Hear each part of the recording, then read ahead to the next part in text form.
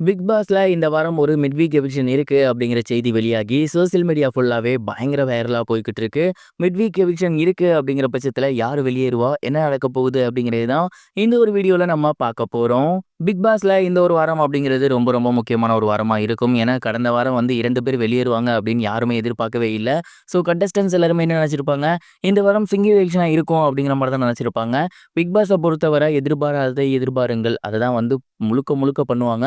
So அந்த ஒரு விஷயத்த தான் பார்த்தீங்கன்னா, டீம் வந்து இப்போ முடிவெடுத்திருக்காங்க. அதாவது இந்த வாரம் எல்லாரையுமே நாமினேட் பண்ணிட்டாங்க. இது யாருமே எதிர்பார்க்காத ஒரு ட்விஸ்ட்டு. அதே நேரம் இன்னொரு விஷயம் என்ன அப்டின்னா, இந்த வாரம் மிட் வீக் எவிக்ஷன் இருக்கு அப்டிங்கிறதும் சமீபத்தில வெளியாகியிருக்கு.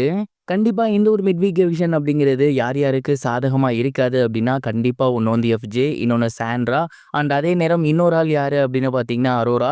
இவங்க 3 பேரும் தான் வந்துட்டு வோட்டிங்ஸ்ல ரொம்ப ரொம்ப கம்மியா இருந்து வந்துட்டு இருக்காங்க. கடந்த வார சீட்லயே எஃப்ஜேவும், அரோராவும் தான் பார்த்தீங்கன்னா உட்காந்துருந்தாங்க. ஸோ இதெல்லாம் பார்க்கும்போது கண்டிப்பா இவங்க 3 பேத்துல யாரோ ஒருத்தர் மிட் வீக் எவிக்ஷன் ஆக அதிக வாய்ப்புகள் இருக்கு அப்படிங்கிற மாரி தான் நான் நினைக்கிறேன். இவங்க 3 பேத்துல யாரையுமே நம்மளால டிசைட் பண்ண முடியல.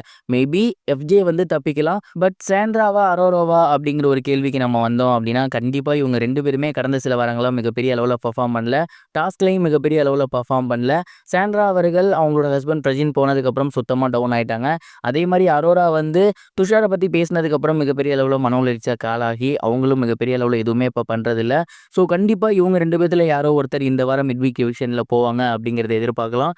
எனக்கு தெரிஞ்சு அதிகபட்சமாக அரோராவா இருக்கும் அப்படிங்கிற மாரி தான் நான் நினைக்கிறேன். சொல்ல முடியாது. இந்த 3 பேர் மட்டும் இல்ல. இந்த வார வோட்டிங்ஸ் எப்ப வேணா, எப்படி வேணா மாறலாம். ஏன்னா எல்லாருமே நாமினேட் ஆகியிருக்காங்க.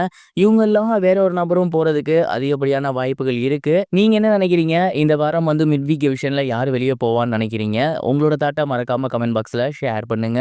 இது ஒரு புறம் இருக்க, சோசியல் மீடியா ஃபுல்லாவே விஜய் சேதுபதி அவர்கள ரசிகர்கள் திட்டி தீர்த்துட்டு இருக்காங்க அப்படின்னு நான் சொல்லணும்.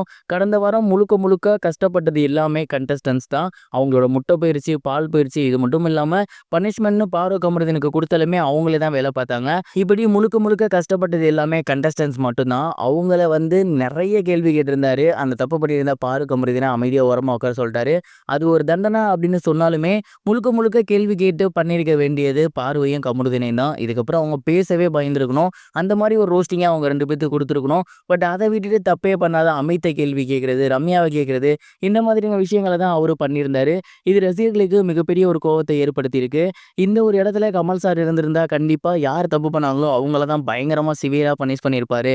நீங்க தப்பு பண்ணவங்கள விட்டுட்டு மத்த கண்டஸ்டன்ட்ஸ கேள்வி கேட்கிறது அப்படிங்கிறது உண்மையிலேயே நியாயம் கிடையாது. மத்த விஷயங்கள டிஸ்கஸ் பண்றப்ப பேசினது ஓகே. பட் பாரோ கமருதீன மிகப்பெரிய அளவுல விட்டுட்டு மத்தவங்கள கேள்வி கேட்டது தப்புங்கிற மாரி ரசிகர்கள் சொல்றாங்க. நீங்க என்ன நினைக்கிறீங்க? கமெண்ட் பாக்ஸ்ல ஷேர் பண்ணுங்க.